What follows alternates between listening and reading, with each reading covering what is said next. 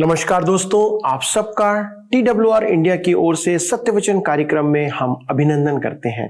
हम आप सबको धन्यवाद देते हैं कि इस कार्यक्रम से निरंतर आप जुड़े हुए हैं। जैसे कि आपको मालूम है कि इन दिनों हम व्यवस्था विवरण की पुस्तक से परमेश्वर के वचन का अध्ययन कर रहे हैं और परमेश्वर के कार्यों को हम समझने का प्रयास कर रहे हैं, ताकि जिस बात के लिए उसने हमें बनाया है उसे हम समझ सकें और उसके उद्देश्य को अपने जीवन में पूरा कर उसकी महिमा को करें। क्योंकि परमेश्वर मनुष्य को सर्वप्रथम अपनी महिमा करने के लिए ही सृजा था। परमेश्वर इस पुस्तक में इस्राएल के उन लोगों को मार्गदर्शन दे रहा है जो मिस्र से प्रतिज्ञा के देश में यात्रा के समय उस निर्जन प्रदेश में पैदा हुए थे, और वे बहुत सारे कार्यों को जो उसने उनके पूर्वजों के साथ किया था ना ही देखने पाए थे और ना ही जानते थे। इसलिए बहुत से नियम और विधियों को वह मूसा के माध्यम से बता रहा है, ताकि उन विधियों के अनुसार चलकर वे परमेश्वर यहोवा की इच्छा को पूरी करें, और इससे हम अपने लिए परमेश्वर की विधियों व कार्यों को समझ सकें, ताकि हम जीवन में योग्य चाल चलें और अपने जीवन से उसका आदर करें। क्योंकि परमेश्वर उन सब का आदर करता है जो परमेश्वर का आदर करते हैं। परमेश्वर पवित्र शास्त्र बाइबल में उन बातों को प्रकट कर दिया है कि वह किन बातों को पसंद करता है और किसे ना पसंद।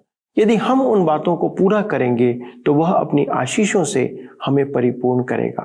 तो आइए हम इस अध्ययन में आगे बढ़ते हैं, परंतु उसके पहले एक सुंदर गीत सुनकर परमेश्वर की महिमा करते हैं। हम यहाँ देखेंगे अस्थाई दास। व्यवस्था विवरण 15 अध्याय के 16 और 17 पद में लिखा है, और यदि वह तुझसे और तेरे घराने से प्रेम रखता और तेरे संग आनंद से रहता हो और इस कारण तुझसे कहने लगे मैं तेरे पास से न जाऊंगा, तो सुतारी लेकर उसका कान किवाड़ पर लगाकर छेदना, तब वह सदा तेरा दास बना रहेगा। और अपनी दासी से भी ऐसा ही करना। हमने निर्गमन की पुस्तक 21 अध्याय में देखा कि एक मनुष्य स्वयं को दास के रूप में बेच सकता था। यदि उसका स्वामी उसे पत्नी देता था जो उसके स्वामी की दासी थी, तो जब छुटकारे का वर्ष आता तो वह व्यक्ति आजाद होकर जा सकता था। विश्वासियों को भी दिए गए हैं जो अस्थायी वास्तविकताएं हैं और जिसे परमेश्वर एक ओर से दूसरी ओर तक ले जाते हैं। परंतु शायद यदि वह अपनी पत्नी और बच्चों के साथ रहने का चुनाव करता और अपने स्वामी का स्थायी दास बन जाता, तो उसके कान में यह दर्शाने के लिए छेद कर दिया जाता था कि वह उसका अस्थायी तौर पर दास बन चुका है। मित्रों, यह प्रभु यीशु मसीह की एक सुंदर तस्वीर है। फिलिपियों की पत्री 2 अध्याय उसके 7 और 8 पद में हम पढ़ते हैं, वरन अपने आप को ऐसा शून्य कर दिया और दास का स्वरूप धारण किया और मनुष्य की समानता में हो गया, और मनुष्य के रूप में प्रकट होकर अपने आप को दीन किया और यहाँ तक आज्ञाकारी रहा कि मृत्यु, क्रूस की मृत्यु भी सह ली। उन्होंने स्वयं का कोई यशगान नहीं किया और मनुष्य का रूप लिया और मनुष्य के रूप में बनाए गए और मनुष्य की रीति से पाले गए। उन्होंने स्वयं को नम्र किया और मृत्यु के प्रति आज्ञाकारी रहे, यहाँ तक कि क्रूस की मृत्यु तक भी। यीशु आजाद होकर जा सकते थे। उनके ऊपर पाप का कोई भी कर्ज नहीं था। वह पापी नहीं थे। उसको सजा देने के लिए कोई भी दंड नहीं था, परंतु उन्होंने हमसे प्यार किया और स्वयं को हमारे लिए दे दिया। बिल्कुल उसी तरह जैसे दास ने अपना कान सुतली से छिदवा लिया और हमेशा के लिए दास बन गया। भजन संहिता में लिखा है, तूने मेरे कान खोद कर खोले हैं। भजन संहिता 40 के 6 में। इब्रानियों की पुस्तक भजन संहिता के इसी गद्यांश को लेती है और कहती है, परंतु देह इसी तरह तैयार की गई है। इब्रानियों की पत्री 10 उसके 5 पद में हम पाते हैं, यही आज विश्वासी लोगों को भी करना है। परंतु जब अपने भाइयों की सहायता करने की बात आती है तो हम उस संघ में नहीं होते। फिर भी मैं नहीं सोचता कि जो निर्देश परमेश्वर ने उन्हें दिए हैं वे उसके नजदीक भी आते हैं जो परमेश्वर उनसे उम्मीद रखता है। मित्रों, यहाँ पर अध्याय 15 समाप्त होता है और अब हम अध्याय 16 से अपने अध्ययन को बनाए रखेंगे। इस अध्याय में हम 3 मुख्य पर्वों को देखेंगे जिसमें पुरुषों का शामिल होना आवश्यक था। आइए हम देखें 3 मुख्य पर्व। इस्राएल को 3 मुख्य पर्व दिए गए थे। पहला फसह का पर्व, दूसरा पेंतीकोस्त का पर्व और तीसरा तंबुओं का पर्व, जिसमें सभी पुरुषों को शामिल होना था। फसह का पर्व इस्राएल के मिस्र के छुटकारे व उनके यहोवा के देश के रूप में स्वीकार करने की याद में मनाया गया। फसह एक पर्व है जिसमें उस देश की नींव को डाला तथा वह परमेश्वर के साथ इस्राएल के नए संबंध का जन्म है। हम व्यवस्था विवरण की पुस्तक 16 अध्याय उसके 1 और 2 पद में पढ़ते हैं, आबीब के महीने को स्मरण करके अपने परमेश्वर यहोवा के लिए फसह का पर्व मानना, क्योंकि आबीब महीने में तेरा परमेश्वर यहोवा रात को तुझे मिस्र से निकाल लाया। इसलिए जो स्थान यहोवा अपने नाम का निवास ठहराने को चुन लेगा, वहीं अपने परमेश्वर यहोवा के लिए भेड़ बकरियां और गाय बैल फसह करके बलि करना। फसह को मनाए जाने की पृष्ठभूमि को देखने के लिए निर्गमन की पुस्तक 12 अध्याय में हम देखते हैं, जहां पर इस्राएल की संतान मिस्र में गुलाम थी। मिस्र से मूसा को परमेश्वर ने उसके लोगों को निकालकर वायदे के शहर में अगुवाई करने के लिए चुना था। फिरौन ने जिद्दी होकर उन्हें नहीं जाने दिया। तब परमेश्वर ने फिरौन को अपनी ताकत मिस्र पर विपत्ति डालकर दिखाई। तब उस रात्रि को जब लोगों पर आखिरी विपत्ति आनी थी, इस्राएल के बच्चों को अपना विश्वास मेमने को बलि करके और उसके लहू को घर के दरवाजे पर लगाकर दर्शाना था। लहू को देखकर मौत के दूत उस घर को छोड़कर आगे निकल जाएंगे, जिससे पहलौठे की मृत्यु नहीं होगी, क्योंकि जिस घर के दरवाजे पर लहू नहीं लगाया गया था, उस घर के हर पहलौठे की मृत्यु हुई थी, उसके अपने पहलौठे की भी। फिरौन ने इस्राएल के बच्चों को छोड़ दिया। परमेश्वर चाहता था कि उसके बच्चे उस अद्भुत छुटकारे को याद रखें, इसलिए उसने फसह पर्व की स्थापना की। व्यवस्था विवरण 16 अध्याय उसके 5 से 8 पद में लिखा है, फसह को अपने किसी फाटक के भीतर, जिसे तेरा परमेश्वर यहोवा तुझे दे, बलि न करना। जो स्थान तेरा परमेश्वर यहोवा अपने नाम का निवास करने के लिए चुन ले, केवल वहीं वर्ष के उसी समय जिसमें तू मिस्र से निकला था, अर्थात सूरज डूबने पर संध्या काल को फसह का पशु बलि करना। तब उसका मांस उसी स्थान में जिसे तेरा परमेश्वर यहोवा चुन ले, भूंज कर खाना। फिर सवेरे उठकर अपने अपने डेरे को लौट जाना। 6 दिन तक अख़मीरी रोटी खाया करना और 7वें दिन तेरे परमेश्वर यहोवा के लिए महासभा हो। उस दिन किसी प्रकार का कामकाज न किया जाए। वह फसह का पर्व था, उसे एक जगह पर मनाया जाना था, जो कि यरूशलेम में था। उस समय इस्राएल के सभी पुरुषों को यरूशलेम जाना जरूरी था। आइए हम आगे देखें पेंतीकोस्त का पर्व। व्यवस्था विवरण की पुस्तक 16 अध्याय उसके 9 से 11 पद में लिखा है, फिर जब तू खेत में हंसुआ लगाने लगे, तब से आरंभ करके 7 सप्ताह गिनना। तब अपने परमेश्वर यहोवा की आशीष के अनुसार उसके लिए स्वेच्छा बलि देकर सप्ताहों नाम पर्व मानना। और उस स्थान में जो तेरा परमेश्वर यहोवा अपने नाम का निवास करने को चुन ले, अपने अपने बेटे बेटियों, दास दासियों समेत तू और तेरे फाटकों के भीतर जो लेवीय हों, और जो परदेशी और अनाथ और विधवाएं तेरे बीच में हों, वे सब के सब अपने परमेश्वर यहोवा के सामने आनंद करें। ध्यान दें कि उन्हें फसह के बाद 7 सप्ताहों को गिनना था, जो मिलकर 49 दिन होते हैं, और 50वां दिन जो अगला दिन था वह सबत का था, क्योंकि 50 गिनती के लिए ग्रीक शब्द पेंतीकोस्त है। ये सप्ताहों का पर्व पेंतीकोस्त के रूप में मनाया जाता है। ये कटनी का पर्व या पहले फल का दिन भी कहलाता है। इसे कटनी के पहले या शुरुआत के फलों से मनाया जाता है। झोपड़ियों का पर्व हम देखेंगे। व्यवस्था विवरण 16 अध्याय के 13 पद में लिखा है, तू जब अपने खलिहान और दाखमधु के कुंड में से सब कुछ इकट्ठा कर चुके, तब झोपड़ियों नाम पर्व 7 दिन मानते रहना। यह एक दूसरा खुशी का पर्व था। वह 7 दिन तक रहता था और परमेश्वर के द्वारा चुने हुए स्थान में होना था, जो यरूशलेम था।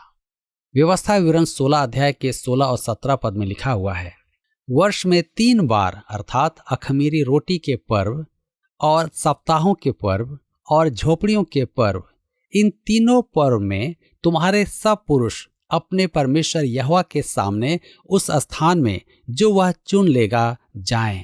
और देखो, छूछे हाथ यहोवा के सामने कोई न जाए। सब पुरुष अपनी अपनी पूंजी और उस आशीष के अनुसार जो तेरे परमेश्वर यहोवा ने तुझको दी हो दिया करें। यह 3 पर्व हैं जो यरूशलेम में मनाए जाते थे। इसमें सारे पुरुषों को शामिल होना था। इन पर्वों को रखने के लिए उन्हें साल में 3 बार यरूशलेम की यात्रा करनी थी। यह समय आनंद मनाने का होता था। ध्यान दें, उन्हें परमेश्वर के पास आनंद के साथ आना था। आइए देखें फाटक में न्याय। यह अध्याय न्यायियों के लिए आदेश दिए जाने के साथ समाप्त होता है। व्यवस्था विवरण 16 अध्याय के 18 पद में लिखा है, तू अपने एक एक गोत्र में से अपने सब फाटकों के भीतर जिन्हें तेरा परमेश्वर यहोवा तुझको देता है, न्यायी और सरदार नियुक्त कर लेना, जो लोगों का न्याय धर्म से किया करें। उन दिनों में न्यायालय कोई इमारत नहीं थी जो शहर के केंद्र में बनी हो। शहर के बीच होने के बजाय वह शहरपनाह के मुख्य द्वार पर था। इसका कारण यह था कि यह वह जगह थी जहां से नागरिक शहर में आया और जाया करते थे। यह एक जमा होने का स्थान था, जैसे कि शहरों में जमा होने के लिए मैदान होते हैं, पार्क होते हैं। जैसा कि वह मनुष्य के हृदय को जानता है, परमेश्वर न्याय को बिगाड़ने, पश्चाताप करने और घूस लेने के विरुद्ध में चेतावनी देता है।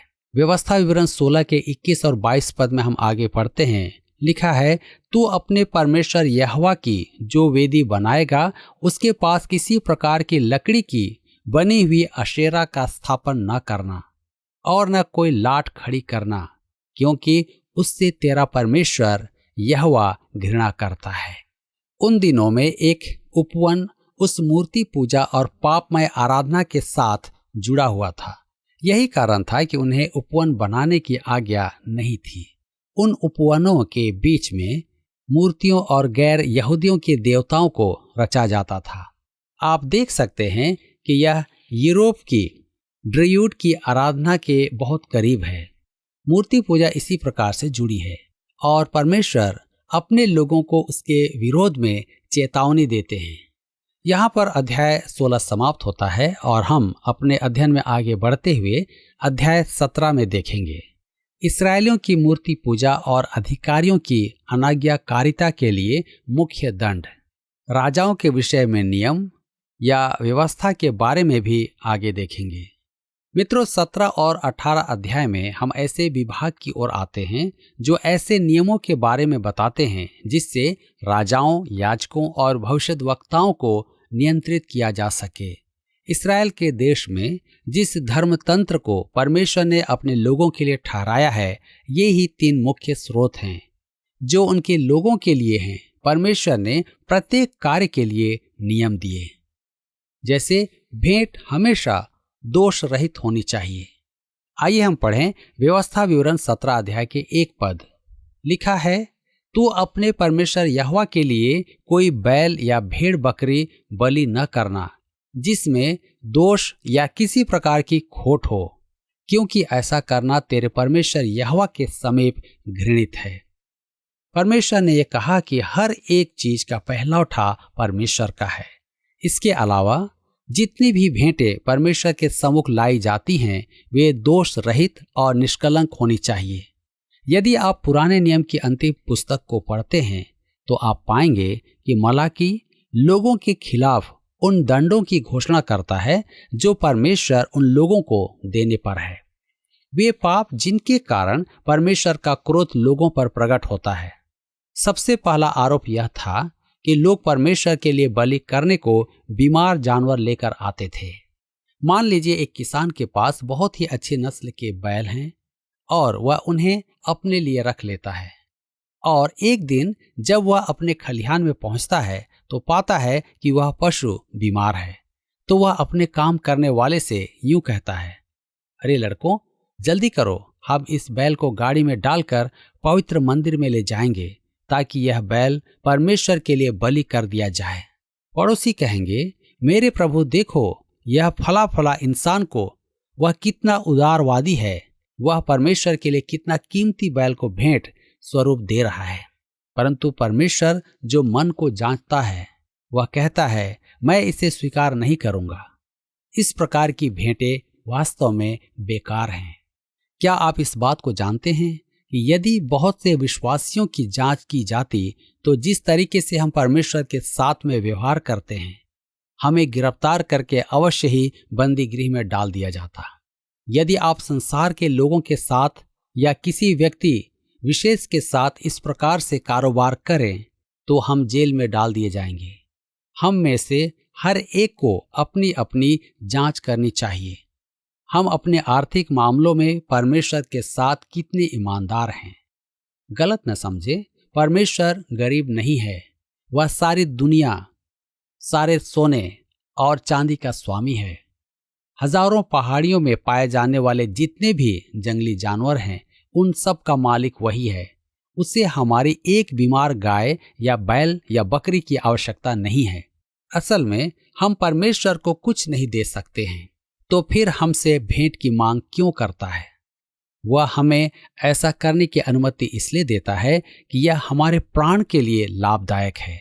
हम कभी भी आशीषित नहीं होते हैं जब हम अपने परमेश्वर के सामने भिखारी के समान और कंजूस बनकर आते हैं। उदाहरण के लिए हमें ध्यान देना चाहिए कि हम परमेश्वर के कार्यों के लिए क्या दे रहे हैं। आज की तारीख में बहुत से बड़े बड़े लोग सेवा के लिए मात्र अपने बोझ को दूर करते हैं। वे सेवा या सेवकाई के लिए अपने पुराने धुराने कपड़े ही दे दिया करते हैं। मित्रों, परमेश्वर को हमारी बची खुची चीजें नहीं चाहिए, उससे हमारी ओर से उत्तम भाग चाहिए। हम देखते हैं मूर्ति पूजा के लिए मृत्यु दंड। यह मूर्ति पूजा करने वालों के लिए सटीक नियम है। इस उदाहरण या किसी दूसरे उदाहरण से जो हमें दिए गए हैं, मैं सोचता हूं कि 10 आज्ञाओं में से किसी भी आज्ञा को तोड़ने पर उसका दंड मृत्यु ही था। आज की तारीख में हम अत्यधिक प्रिय कृपा पात्र हो गए हैं कि हम इस मृत्यु दंड से बच गए हैं। परंतु इसके बावजूद भी रुचिकर बात तो यह है कि आज हमारा समाज हर दौर की तुलना में सबसे ज्यादा कानून का उल्लंघन करने वाला है। क्या ये बातें आपको यह सोचने पर मजबूर नहीं कर देती कि क्या वास्तव में परमेश्वर ठीक है? मूर्ति पूजकों के लिए दंड मृत्यु था। आइए हम पढ़ें व्यवस्था विवरण 17 अध्याय उसके 6 पद। लिखा है, जो प्राण दंड के योग्य ठहरे वह एक ही की साक्षी से न मार डाला जाए, किंतु 2 या 3 मनुष्यों की साक्षी से मार डाला जाए। अब आप ध्यान दें कि परमेश्वर मासूम लोगों को बचाता है।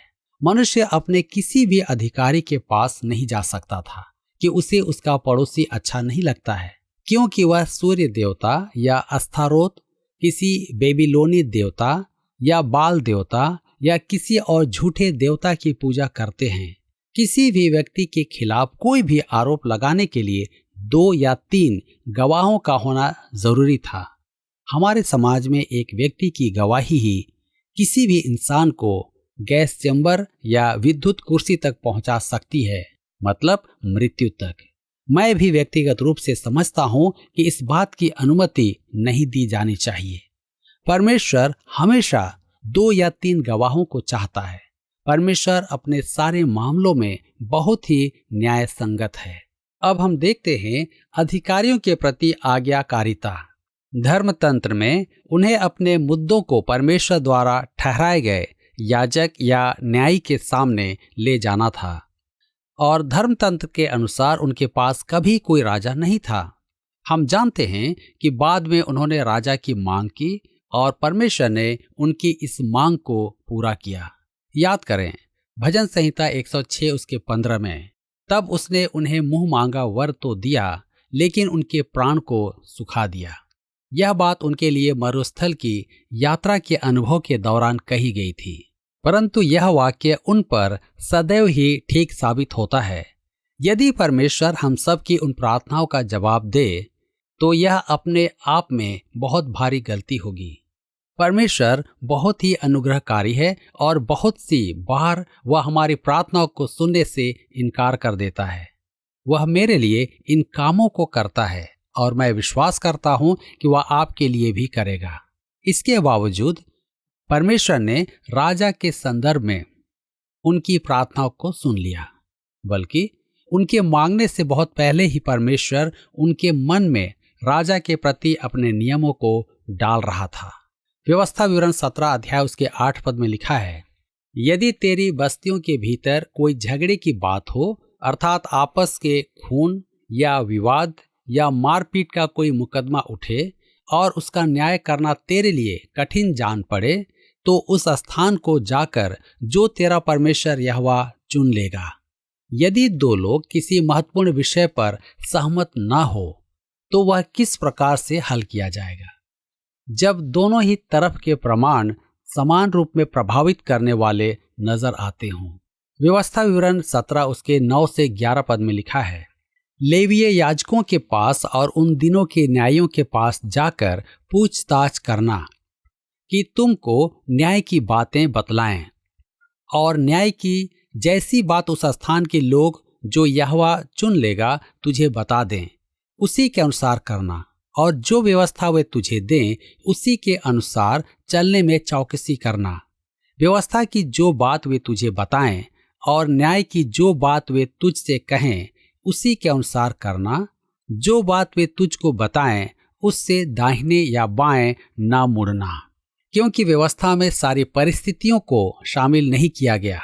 इसलिए जितनी भी असहमति थी उन्हें याजक के पास में पहुंचाया जाना था, और जो कुछ निर्णय याजक उनके लिए ठहराते उसे उन्हें मानना होता था।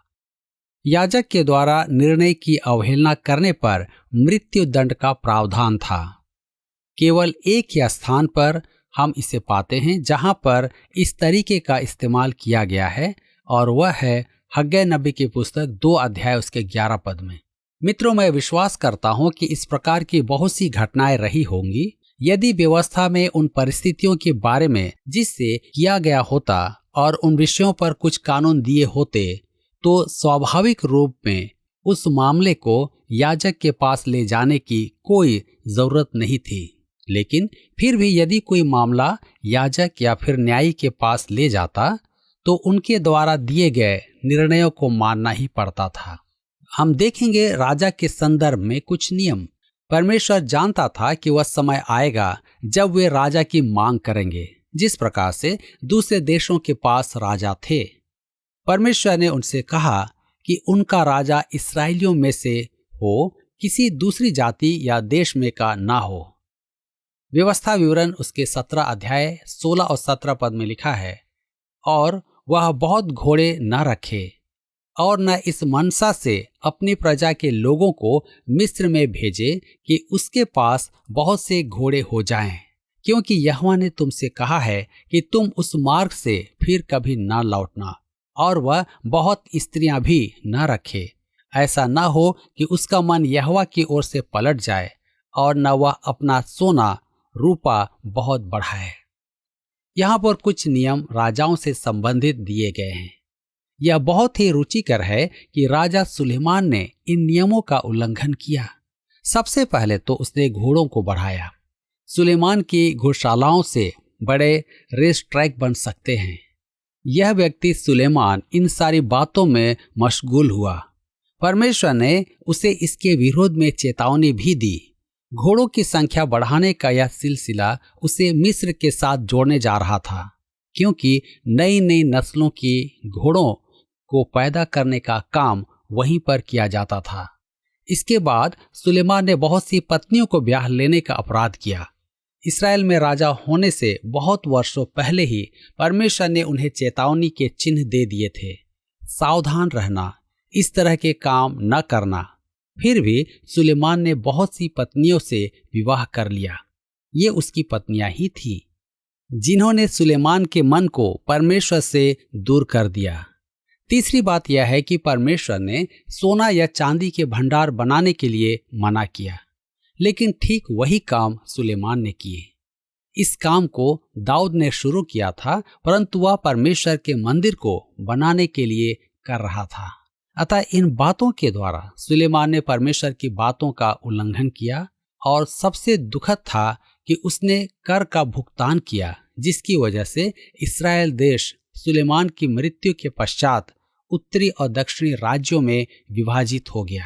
व्यवस्था विवरण 17 अध्याय के 18 से 20 पद में हम पढ़ते हैं, और जब वह राजगद्दी पर विराजमान हो, तब इसी व्यवस्था की पुस्तक जो लेवीय याजकों के पास रहेगी, उसकी एक नकल अपने लिए कर ले, और वह उसे अपने पास रखे और अपने जीवन भर उसको पढ़ा करे, जिससे वह अपने परमेश्वर यहोवा का भय मानना और इस व्यवस्था और इन विधियों की सारी बातों के मानने में चौकसी करना सीखे, जिससे वह अपने मन में घमंड करके अपने भाइयों को तुच्छ ना जाने और इन आज्ञाओं से ना तो दाहिने मुड़े और न बाएं, जिससे कि वह और उसके वंश के लोग इस्राएलियों के मध्य बहुत दिनों तक राज्य करते रहें।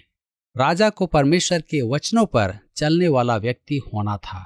उसके पास व्यवस्था की एक व्यक्तिगत लिपि होना भी आवश्यक था, और उसको प्रतिदिन अपने जीवन में उसे पढ़ना था। क्या आपको यह कार्यक्रम पसंद आया? अभी हमें एक मिस कॉल करें और आप अगले विजेता हो सकते हैं।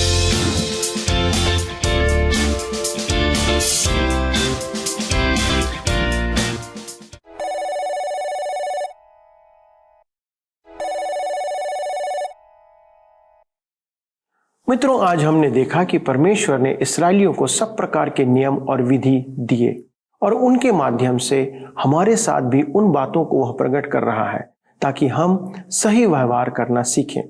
परमेश्वर दासों से कैसा व्यवहार करना चाहिए, इसके संबंध में भी बाइबल में लिखता है।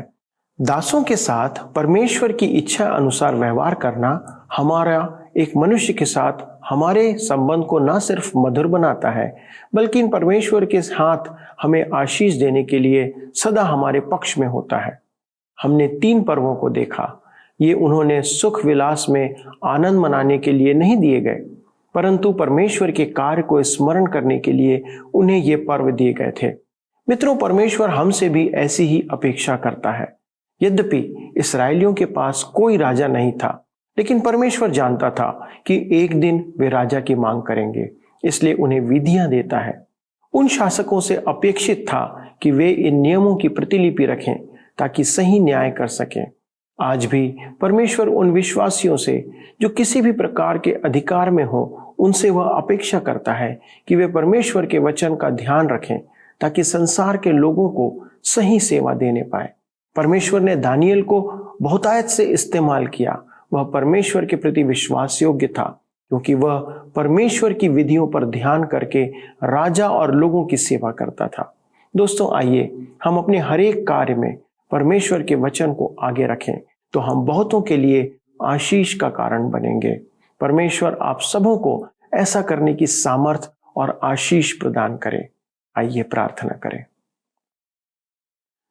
स्वर्गीय पिता, हम धन्यवाद देते हैं कि आपने उन लोगों को प्रभु अपनी महिमा के लिए उपयोग किया जो निरंतर आपके वचन का मनन करते, आपके वचन के अनुसार चलते और आपके वचन को लोगों तक पहुंचाते थे, अपने जीवन में उसे उतार कर व्यवहार करते थे।